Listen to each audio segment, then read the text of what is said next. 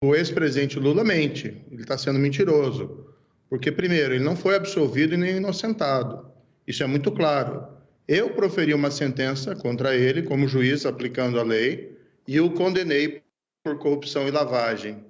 Outra mentira dele, ele coloca como se tivesse sido eu apenas que tenha praticado esse ato. Mas a minha sentença foi confirmada pelo tribunal em Porto Alegre, por outros 3 magistrados profissionais que confirmaram a condenação dele por corrupção e lavagem de dinheiro. Depois, essa decisão foi confirmada de novo em Brasília pelo STJ por outros 5 magistrados.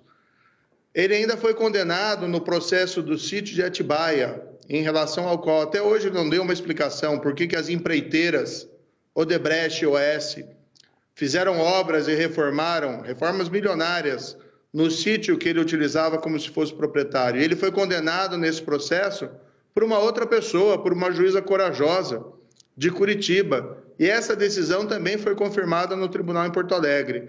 Então não fui eu apenas, foram vários juízes que o condenaram, que viram as provas e o reputaram culpado. Depois houve anulação, 3 anos depois, pelo Supremo Tribunal Federal, num julgamento que eu reputo um grande erro judiciário do Supremo Tribunal Federal, mas ainda assim o próprio Supremo Tribunal Federal jamais disse que o presidente era inocente ou o absolveu no mérito das acusações. Então pende sobre o Lula, sobre o candidato, uma nuvem negra, que são as condenações e as provas da corrupção na Petrobras durante o governo dele, que ele não explicou.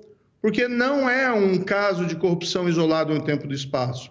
O que foi revelado pela Lava Jato, e todo mundo bem sabe, é a corrupção vinculada a um projeto de poder, assim como foi no caso do Mensalão. Algo muito diferente desse quadro, em que o presidente mente, no sentido de que ele pretende combater a corrupção ou pretendeu combater a corrupção no passado. Quem pretende fazer isso não instaura uma perseguição e uma difamação contra aqueles que cumpriram apenas o seu dever.